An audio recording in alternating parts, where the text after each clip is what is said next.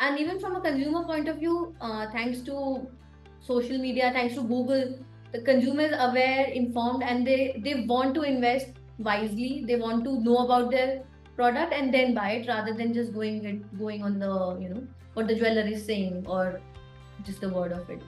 If we say of jewelry, like we have rough diamond, then we need a cutting and polishing in the rough diamond, and then it's a diamond ready diamond, then it's a DIF. And same goes with this entrepreneurship. Even if you are in a family business, you will need to rub yourself, cut your polish yourself. Like a doctor's child cannot be a doctor, he needs to go through a MBBS, he will need to go through a MD degree. Same way, even for jewelry kids. Yes, you might have heard it a lot of times. Yes, you have it in your blood, but you still need a formal education. You still need to work on it to understand each and every aspects of it. And then is when you can scale up your business. First, you need to reach that level from 0 to 100. Fine, you've got at 100. You have to start at 100, but individually you will have to scale up yourself from 0 to 100, reach 100, work at 100, understand that, and then only you will be able to take everything apart from there, pull it up. The fourth generation joining family business was as if so. The father was like, I'm not letting you join Manohar Lal Sarraf Sons till the time you do your own thing outside Manohar Lal Sarraf. And that was one big thing. So we have this paper signed in our thing that we both are going to do a different thing and not interfere in Manohar till the time you do not earn this much money. It amount was given and you don't do this much of experience. And he just threw us out in the world. So we did GIA. Then for some time we did diamond cutting. And he said, now you go on your own way, because till the time you don't have your own way, you will not value and you will not come back for a better growth. Thank you everyone for logging in and welcome to the next episode, the 16th or maybe 18th in the series of Legacy of Leadership, an online initiative by GIA India. The time out today and agreeing to be a part of Legacy of Leadership Knowledge Series. I'd like to understand from both of you, if you could tell us a little bit about the history of Manohar Lal Sarraf and Sons Jewelers. Apurva sir mentioned it was started in 1918. And if you could also talk about your role as the fourth generation who's joined this family business. Hi Shiv, hi Apurva, thank you. It's a pleasure being at this platform today. So as we are talking about Manohar Lal Sarraf Sons and the legacy today, it started in 1918 with our great-grandfather, Shri Manohar Lal Sarraf ji, who started this venture. And a lot of things happened in the middle. And then in 1984, Manohar Lal Sarraf was established, and our father and our uncles, they all started working together with their own grandfather. And then that's how the journey has been. After that, we were born in the family and born and raised in Meerut, in a town where, as when you're born, we always saw that people always knew Manohar Lal Sarraf Sons. So this is how it has been. We have been kids born in this family, and all we know is that we do the Manohar Lal does very authentic and value-based work. That's what people actually value. Then going ahead in 2006, we got a chance to get connected with GIA and get some learnings into diamonds and gemstones. So both of us went to Carlsbad, primarily for diamonds, but then we came to know about this Colorstone program as well. So we thought, why not do the entire program? And once we were into that, we realized that the Colorstone world itself was so huge and not so discovered yet. So after coming back, we instead of joining the family business, we actually started an independent venture called ML Natural Gems, where we decided that we are only going to deal into natural, non-heated, non-treated, rare gemstones. So it's one of its kind boutique stores based in Delhi. So that's where our journey began, and that's where the learning curve, the sibling rivalry, the complementary skills, everything got in together, and we have grown from there to now. managing also Manohar Lal Sarraf Sons, Meerut. Yes. Yeah, and the fourth generation joining family business was as if so the father was like, I'm not letting you join Manohar Lal Sarraf Sons till the time you do your own thing outside Manohar Lal Sarraf. And that was one big thing. So we have this paper signed in our thing that we both are going to do a different thing and not interfere in Manohar till the time you do not earn this much money. It amount was given and you don't do this much of experience. And he just threw us out in the world. So we did GIA. Then for some time we did diamond cutting. And he said, now you go on your own way, because till the time you don't have your own way, you will not value and you will not come back for a better growth of things. So that is how ML Natural Gems came into being after that. And that is our independent thing. And Manohar Lal Sarraf Sons is something that it's not given to us. We have to prove ourselves to be in this thing. And I hope, and destiny has chosen us to be here. Yes, that is how it is.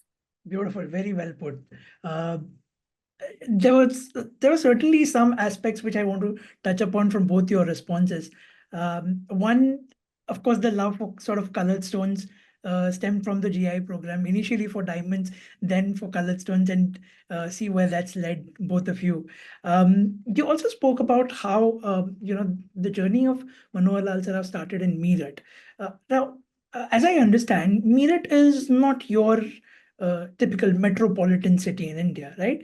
And it's interesting, and I'm sure there are many of our alumni who are from different towns and cities across India.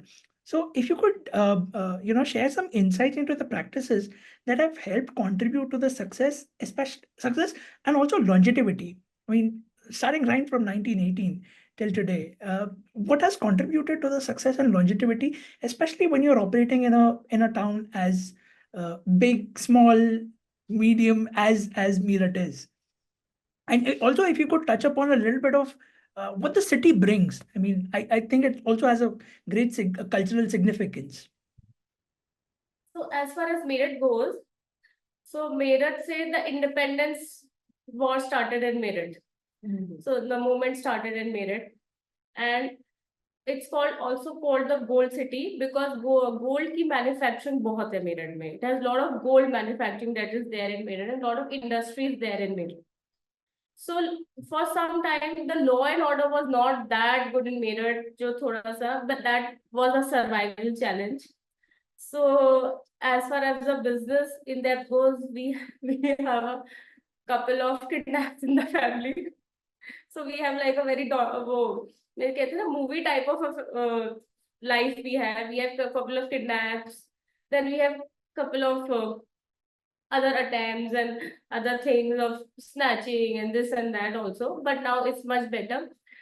But the surprising part about Meerut is you have the highest people who want to buy GHVVS because we do not sell less than GHVVS, and people in Meerut only want to buy GHVVS or DEF. They do not go for low quality jewelry. That is something very unique about this city. And the kind of stock in terms that they will ask you, we want everything value for money and has to be rough and tough handling. Value for money with rough and tough handling that comes with Meerut in itself. Yeah, it seems to be like that. Yes, small town cities have some challenges, as you said, of logistics and all. But in the modern times, that logistics has gone, and now it's very easy that way. But yes, still a mindset is there. Oh my God, how will we go to Meerut? Buying there is okay or not? Then there's a lot of prestige issue that comes around that, okay, you have got this from Meerut. You might have the best diamond in the world. You might have a DIF. But as far as Meerut goes, then there might be some challenges. But with period of time, all these challenges are going away. People think that we need best, leave the stamp from where are we buying it. So we have people from, now we have people from all over India. In fact, I have a lot of clients from UK, US, land in the airport directly to Meerut and then off to their works.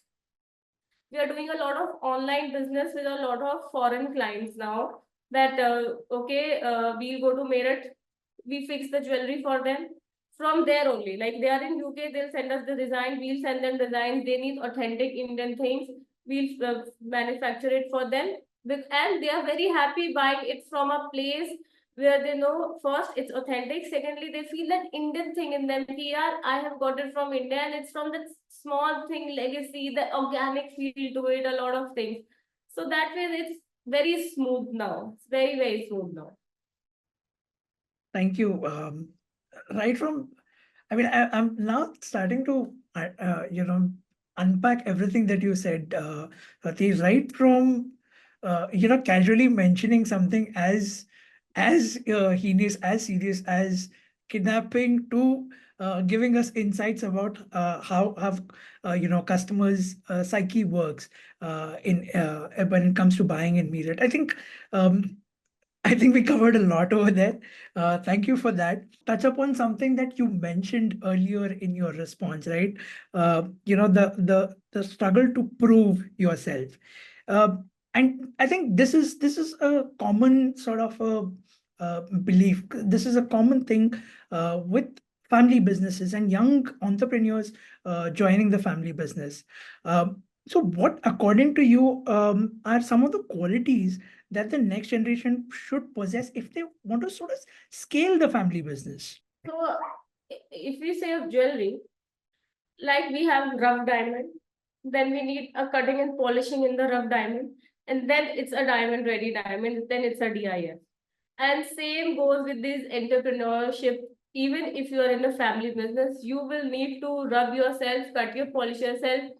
Like a doctor's child cannot be a doctor, he needs to go through a MBBS, he will need to go through a MD degree. Same way, even for jewelry kids. Yes, you might have heard it a lot of times. Yes, you have it in your blood, but you still need a formal education. You still need to work on it to understand each and every aspects of it. And then is when you can scale up your business. First, you need to reach that level from 0 to 100. Fine, you've got at 100. You have to start at 100, but individually you will have to scale up yourself from 0 to 100, reach 100, work at 100, understand that, and then only you will be able to take everything apart from there, pull it up from there. Okay. Yeah, I think, and especially in these times where consumer is very aware, jewelry industry by itself has evolved a lot. So people know what they're buying. People want to know more and more. They are informed, aware consumers. So having yourself, keeping yourself ready in the current situation by terms in terms of having best of education, in terms of having, exposure, different kind of training, internships, going out in the world and exploring things on your own is what matters a lot in long-term scaling up the business. And along with that, wherever your business is at that point of time, understanding the value system, how it has reached a certain level, and also aligning with that and then taking ahead is the biggest challenge for an entrepreneur. That's actually very interesting. So, right from understanding your business's core values, also not taking it for granted, like Swati mentioned, that your father had you sign a letter that you will go and explore things outside, get that faceting, get that cutting and polishing done to really become a faceted, a polished gemstone. I think beautiful insights over there. I want to talk to you about the balance that you have to do between traditional, because we talked about these core values. I think they're absolutely essential to understand. It's important to understand what they are, but that's also in a way many people see that as that's what limit businesses growth. So I want to try and understand your opinion about it. And do you ever sort of feel the pressure of complying with, the traditional set business practices? And if at all you do, how do you deal with it? As far as the pressure goes, I think of complying with the traditional ways, we are facing it all the time. That is I think what you have to like sync yourself with. That's what you have to align yourself with. Then work with your team, have have discussions, have open discussions, arguments, then bring it down, everything on the table, and then take a decision going forward what all things we need to pick in short term, long term. So yes, this is an ongoing challenge, and I think this is the most interesting bit when it comes to actually working in the family business, because we have like in our team we have people who have been there even before we were born. Mm. So basically coming on a table with such people and aligning ourselves, we have to understand what they have earned in over all these years, their wisdom, their experience, and then slowly we try to match up to how they are thinking and how we see the world now, and then somewhere we try to even it off and take Manohar Lal to the next step. So it's like it just happened yesterday. So we were talking about these 2-3 necklaces that we need to order, and then there is this person in the team of who sees for whole of the production. Now he says, no, this will not work because it has to be straight line, it has to be this, it has to be that. And now we think that the brides want something thin. He says it's they want thick. यहाँ पे इतना मोटा chain होना चाहिए, यहाँ पे ये ऐसा होना चाहिए. So finally, the alignment came was okay. The chain will be thin, this will be thick. So that is how we balance it out on the 50-50 guy. Okay, we'll do it that way. And then what happened was like it was 3 necklaces. So one was like this. Then one was his choice. He said, no, the brides or the bride's mother needs this. So I said, okay, fine, the bride's mother needs this. So you can have the mother's pick and I'll have the bride's pick, and one thing we'll have in the middle. So this is how we ordered 3 necklaces. Great. This is how we do it. And also what I have realized that jewelry industry is quite dominant by male members. So when it comes to us as entrepreneurs, there's a lot of thinking from the lines of how the female consumer is feeling. So aligning with that also makes it's a challenging thing to do, but it's very interesting. You know how the person on the other side is feeling, what the woman wants, who the end consumer is, what she wants. So yeah, I think that is something which gives us an edge. And yeah. Absolutely, and what an edge it is. I want to take a pause over here, and I think we've put together some photographs from the journey of Manohar Lal Sarraf, and I request Manisha if she can share it on the screen, and we'll have Swati and Aarti walk us through that journey. This is our flagship store from where it all started. Right. The main store. Excellent. And now you can see we have one scheme also of 8-gram jewelry free in that. You can see in the poster. I think this is the boutique that you were referring to, right? Yes. So now both the stores are working. Great. Oh my God, this is the GIA picture, our graduation day picture. Back from 2006. This was 2006 in Carlsbad. Oh. So our parents traveled for our graduation, and here we have all the teachers, from the diamond instructor to all the senior color stone instructors. So excellent faculty. So this is one of our. So that's I can see that's Brenda Harvick just behind you. Yes. And that's Michael, that's Luisa, and that's Saray. Yeah. Yeah, I'm in touch with 3 of them. Beautiful. Yeah. One on extreme right is your aunt, is it? That's a mother. That's a mother. Your mom. Oh, Yeah. okay. And on the left is our dad. Yeah, yes, of course. Yeah, I think the one on the left is what you've spoken about, the Sarafa Bazaar. Yeah. This was the shop in 1918. This is how the shop looked Wow. when it was a partnership shop. Yes.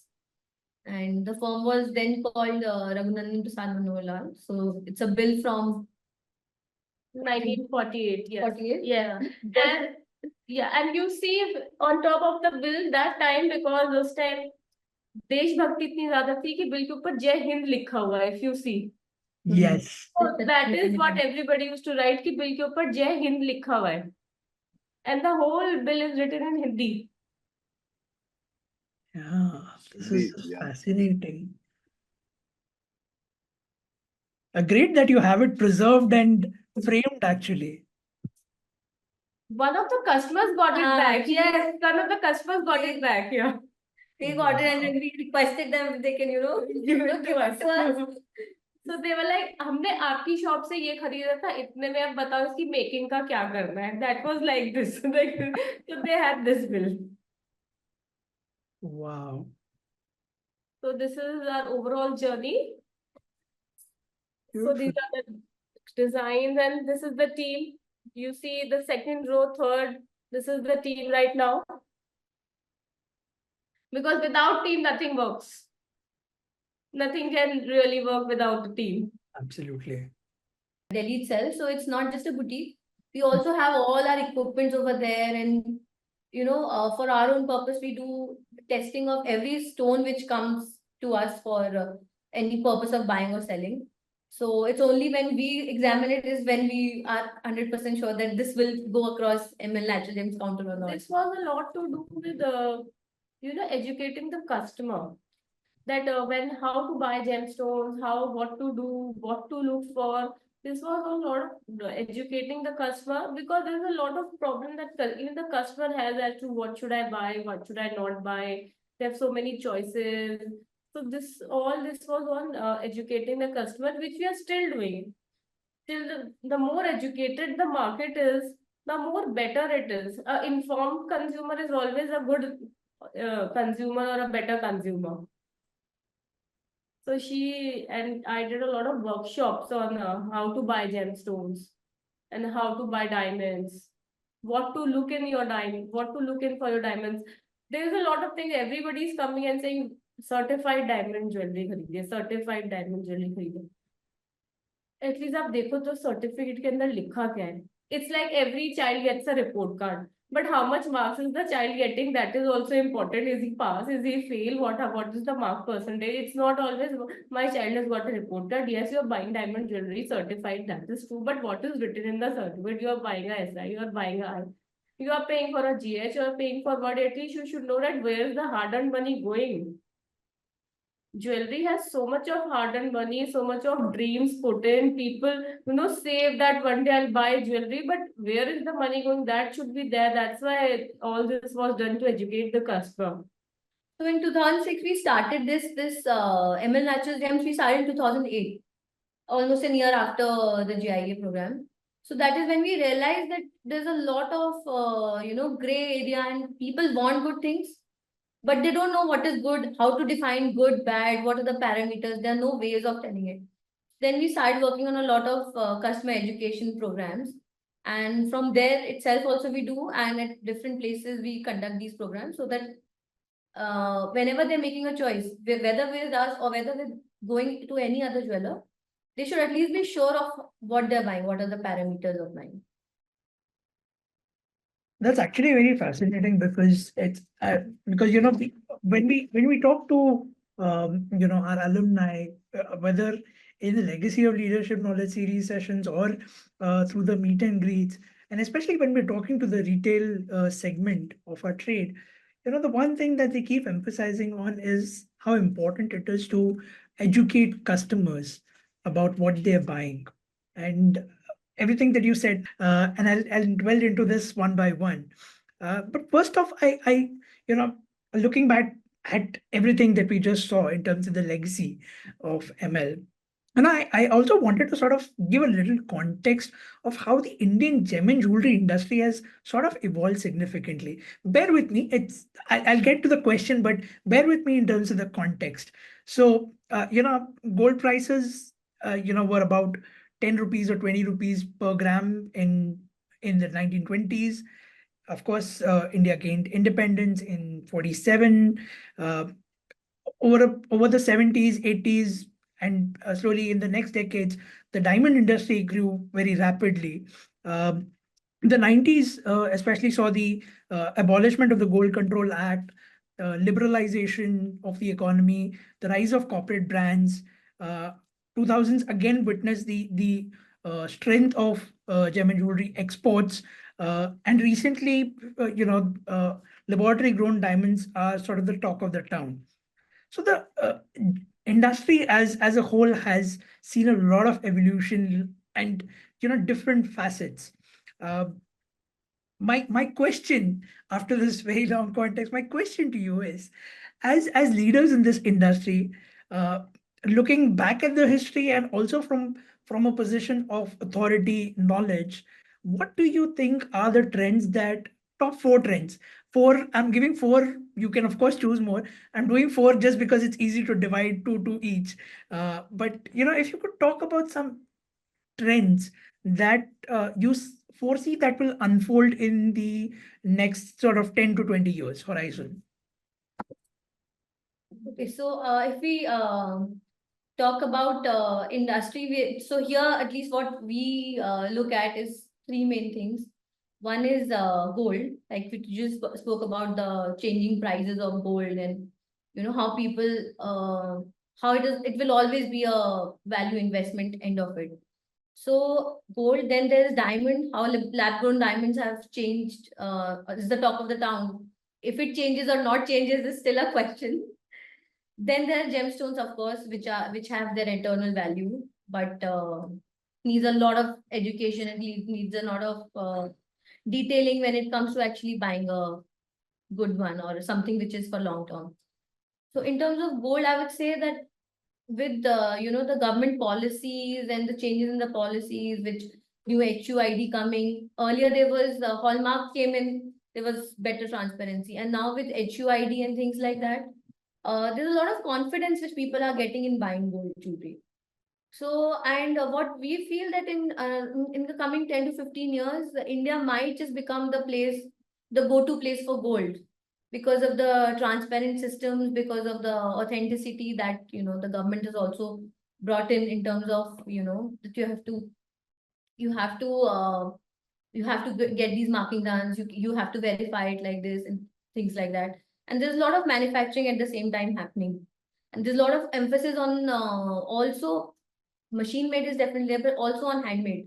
And handmade is something which only is happening big time still in Meerut, NCR, and Indian scenario is relevant. When it comes to gemstone itself, we see in the past 15 years from when we started working to now. When we started working, there were hardly any laboratories for gemstones. Even the vendors were not aware that there's a possibility of getting certification done. So this is how unorganized, and this is how it's just randomly things were happening as far as gemstone went.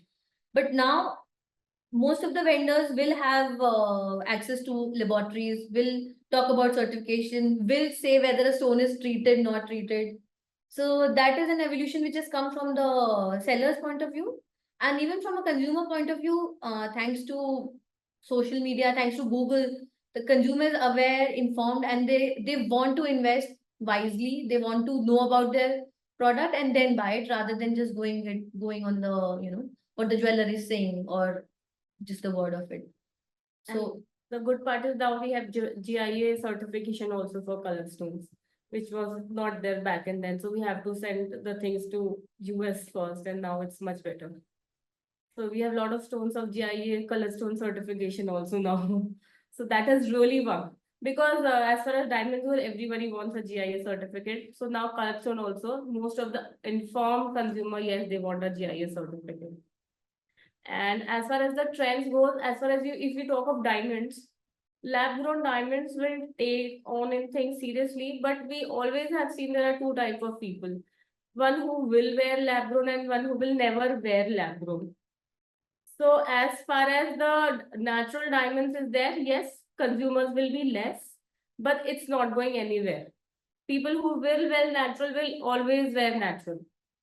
It's like wearing junk jewelry and wearing gold jewelry. Some people will always wear gold jewelry. Might be I might have one piece, but I will have gold. It's the same way. I might have a small diamond, but yes, I need a natural one. I'm not going for a lab one. That is one thing. Especially a resale mindset कि अगर investment है, what is my resale in it is a big thing when it comes to the Indian industry. So that's also going to be there. The resale is a great problem when it comes to lab grown diamonds. The naturals have emotional value and a resale value to a certain to a lot of extent. The rapport is there, so it's not the and the big diamonds, I mean, big diamonds, what I mean is like 10 carats, 20 carats. If we go like masses and then we go above that, then 10, 20 carats, natural diamonds will also see a lot of things coming up with it. It's going to be a 20. Then somewhere maybe lightweight gold jewelry is there, but yes, you need the heavy also. All the brides need it. There is a big advertisement that says now people need more of light jewelry. We don't need local jewelry, but at the end of the day, everybody needs local jewelry. I should have that big necklace when I am in my wedding day. I need that only. Every bride needs it. The mother of the bride needs it. The sister of the bride needs it. The father of the bride needs good cufflinks. The brother also needs it. So that jewelry trend is not going anywhere. Yes, you might see changes with the Pulki Kundan jewelry might because of the gold pricing going up. But it's the jewelry industry is here to stay in India, especially with gold. Yes. Of course, thank you. From I know Aarti touched a little bit upon colored stones, but specifically from a colored stone buying preference perspective, I want to understand. I mean, you've been doing this for a few decades, and I know ML has been doing this for many decades. I want to understand any sort of interesting color stone buying preferences that you've seen across generations. How does a for example, a boomer generation customer, what are his or her buying preferences as compared to someone who's a millennial or a Gen Z? Do you see any differences in that, qualities in those preferences? Overall, the global trend has got a lot into color sensation. Earlier, like 10 years back, it was more white, but now you will see a lot of color playing its role. So even in advertisements, even in international jewelry, everywhere. So somewhere the millennials and the ones coming after, they've set in their mind that diamonds is something which is common, but gemstones is something which has an identity of its own. So now we get a lot of people who have just started working, making their own money. They come to us with very specific requirements. So they might ask for an emerald, but they will ask for a very unique shape just to make it stand out from the crowd. And then that's again a challenge for us because they have understood the quality, they have understood the pricing, they have done their the markets research and all. But now they want you to find a unique shape for them. So these kind of trends are definitely there. They will have either a specific shape in mind, or sometimes they'll ask for a very unique gemstone, which we would, as gemologists, we would think that something maybe so common that it's just another gemstone. But just because not many people are seen wearing it, or just because people don't know the names of these gemstones, so they would want to invest into stones like that. So they are very unique consumers. They don't want to follow trend. They want to make their own statement. Is what it is. And I want to add one very interesting thing to it that came across some time back. So there's this gentleman, he might be in his 70s. And he took a Burmese ruby and he's searching for this Burmese ruby. He needs the best Burmese ruby, best color, clarity, the good certification, and must be above 10 carats. And why does he need that? Because he said, yeah, I want to write in my will that I possess something which nobody else possesses. That is the only statement that I want to write something in my will which I possess that nobody else will possess. And that's why he was looking for a Burmese ruby. Wow. That is also the kind of mindset people have when it comes to colors. Because the diamonds DIF बहुत मिल जाएंगे. But when it comes to color stone, each and every color stone is different. No two color stones can ever be same. If they're natural, they can never ever be same. There has to be some difference to it. So he needed a color stone for that purpose. Great. Wow, that's an interesting story. Perhaps the gentleman over there was also thinking about his legacy. So, we're talking about color gemstones. We're talking about color, rare colored stones. We're talking about natural, untreated, gemstones. I want to talk to you a little bit about how do you approach and what are your thoughts on the role of the gemstone grading and identification process in building that trust? I know we saw that small clipping of an article in which Aarti was featured, and you also spoke a little bit about some sort of a small setup, a laboratory setup that you have. Talk to us about how important is it to talk to consumers and tell them about the lens and breadths that you go to understand what you are buying and what you are selling. And also, if you can touch upon at what point does the consumer do you think that the consumer will start thinking, yeah, this is too much information. मुझे सिर्फ ये stone, because it's talking to me, I want to buy this stone. Why are you talking to me about the fact that this has these inclusions and the fact that this is not treated and all of that? So how do you sort of balance that, that sales conversation with someone who is not seeking too much information as a consumer? Does that happen? If at ML Natural Gems, if somebody is not seeking information, then they will feel very lost at a counter. They will feel as lost as we do. Because we are so used to, people just coming in with one word that I want an emerald of these many carats or rati, or I want a yellow sapphire, or I want a ruby. But beyond that, they have not a lot of customers have any ideas or thoughts or details about it. So if somebody comes and now just makes a choice in like a few minutes, we feel very confused. Either this consumer is too aware or probably did not understand what we are trying to communicate here, that how it's an experience that you are buying this thing or you're possessing something so unique from nature. So that is the idea that you eventually communicate. So yes, there is a balance that we need to strike, and that we have learned over years. Yeah. With our own With our own faults, mistakes, our learning curve has gone through a lot of hurdles, and then we have I think now we can understand where is the point to stop, where is it necessary to give more information, and where is it that customer has made up his own mind, so there's no point disturbing or again making them rethink. So Interesting. And please go ahead, Swati. But it's also very important to give them all the information, the required information. Otherwise, what happens? I have seen a particular gemstone, I start wearing it, then I go to another store, I might go to a wedding, and I'm like, oh, तूने तो ये पहना है, मैंने तो पहना है. But if you know what you're wearing, you know. See, there have been incidences if people don't ask, they will come back with a synthetic stone. ये better है, मेरा ऐसा है, इसका सस्ता है, मेरा महंगा है. Then you have to tell them this is synthetic or this is that. That's why. So if they know initially only what they are wearing, then these chances are quite less. In fact, they will send the other person. They are synthetic. You go there and see the real one, please. It's the reverse then.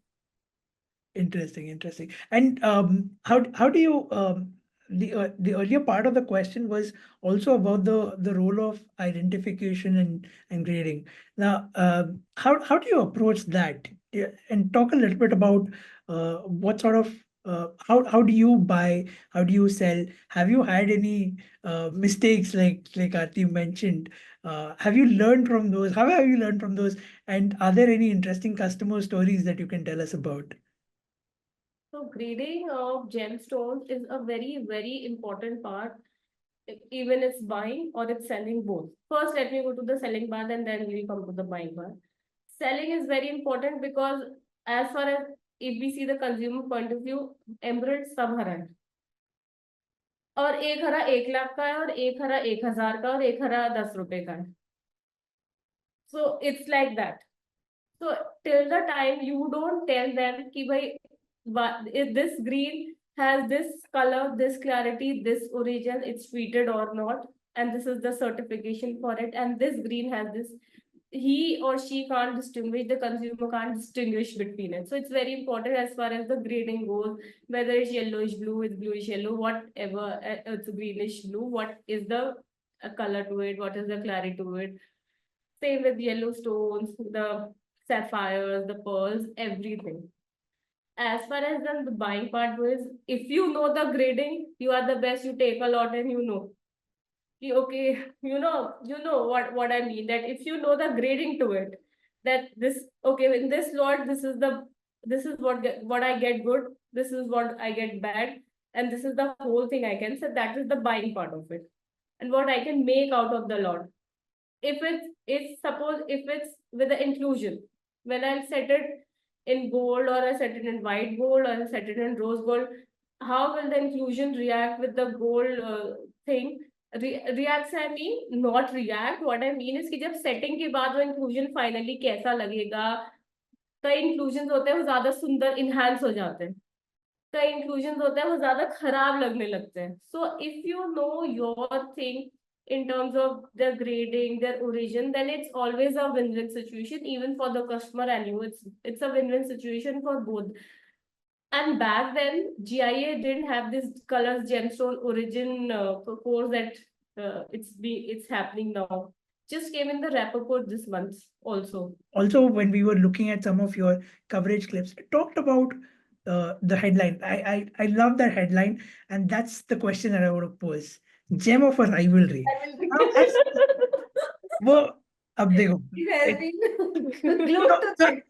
Let's take a more positive spin on that and try and understand how do you tackle different opinions, especially when you're operating in a family business. You obviously have diverse opinions between the two of you.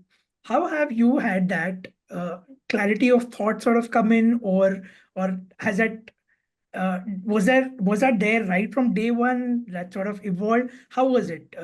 Please enlighten us. You are the elder one. You should give your thoughts on this. Swati? So yes, it took us a lot of time to have. See, everybody has difference of opinions. I see A, she see B's, but the thing is that we have a main goal that we set, that we need to reach the goal. Now, how to reach the goal is the thing. That's the only thing that is kept in mind, to how to reach the goal. You have to reach the goal. Now you go A, B, that doesn't matter. Everything is all about goal. And that is all about growth. You cannot be same and expect the organization to grow. And you cannot have different goal and expect the organization or even your personal thing to grow. So it's that goal is the same, the paths can be different. But at the end, we do a very 50-50 kind of a thing. And it's a very organic growth. I'm good at sales. She is good at buying stuff. She buys everything. I'm more good at sales. So this is how we kind of, we have not divided the work, but it has just who is good at who, it just flows in the whole scene of it. Like if I can just be with people and keep talking about jewelry, and मेरा जो client ratio है वो it is almost 90% only, कि जो अगर आया है तो कुछ तो खरीद के जाएगा ही. So every time there is a difficult client, they will actually push me, you go.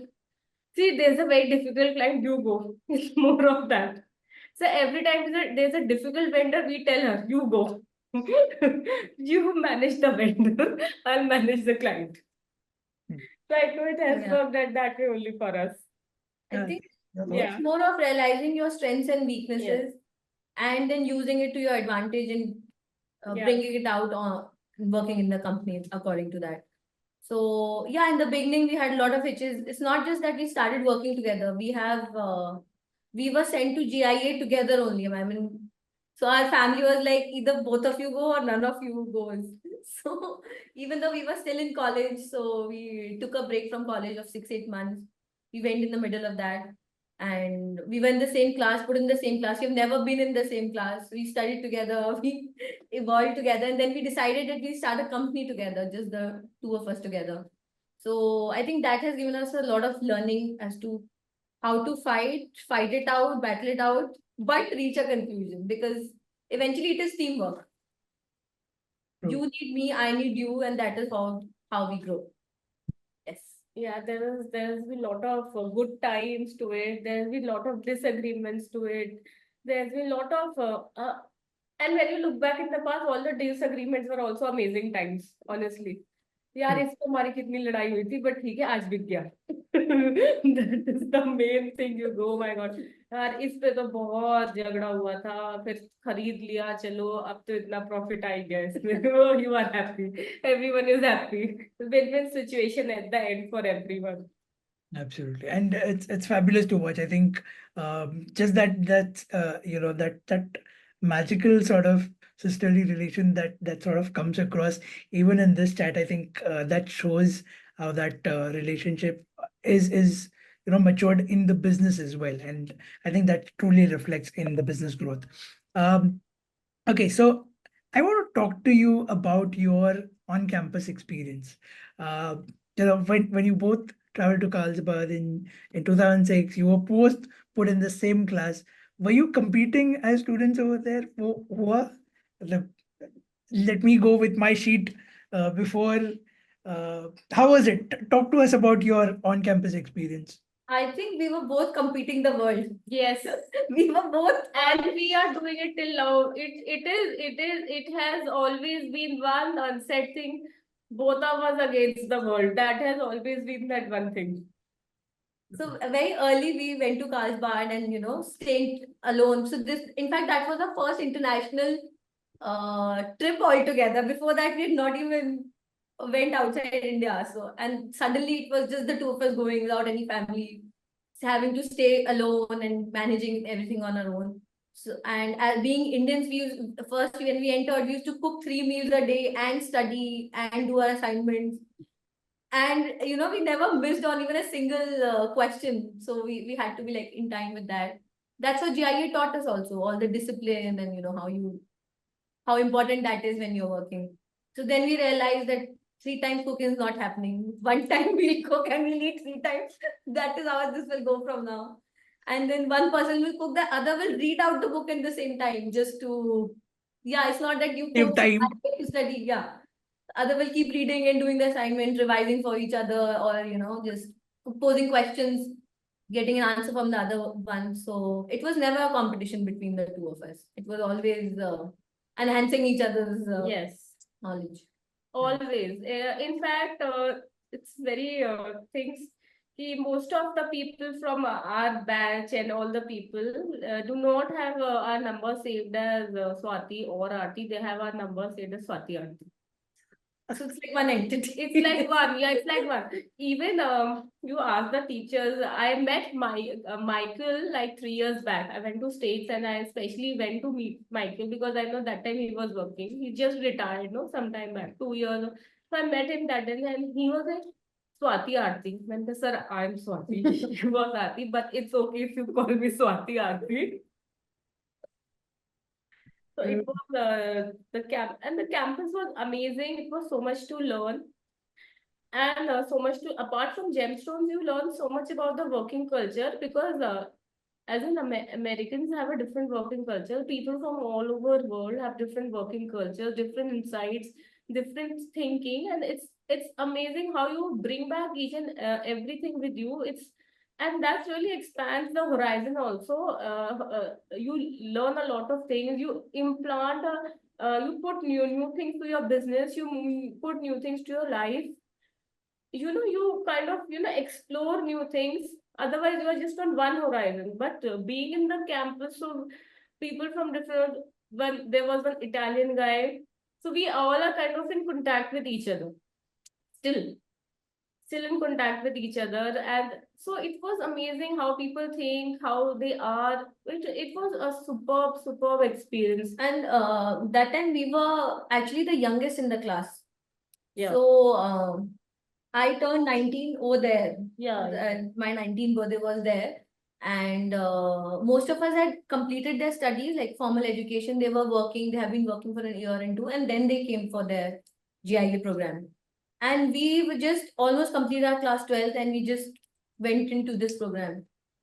So while we were learning and scoring, so most of our friends were like, "You're still in the study zone. That's why That's why you're able to. able to score like this or perform like this." We are just getting used to studying again after so many years of break.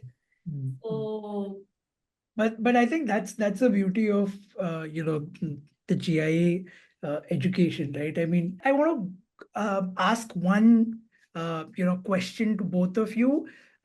You are in the business of colored stones, gemstones, and this is the world that we sort of live in. I want to ask you, if I were to give you an option only to choose your one favorite gemstone, what would it be and why? Perfect. Can't choose. Can't choose? Can't choose. Okay. it's like I think it's like choosing one favorite body part of yours, or Yeah, you can't choose a. choosing from a finger.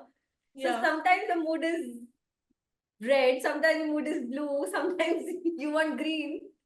So I think one color, no, one color or one gemstone. Yeah. Maybe. I think I'll have to rework on this question because I remember last year. I tell my children when they ask me that am I the favorite or is she the favorite, and I'm like, how can I choose like right eye or left eye? So when you ask about stones, I'm like, how can you choose one body part? Great. So that gives me homework. I'll go back, rework on this question. But thank you, Aarti and Swati. You've been a fabulous, speakers, and I loved every bit of insight that you shared.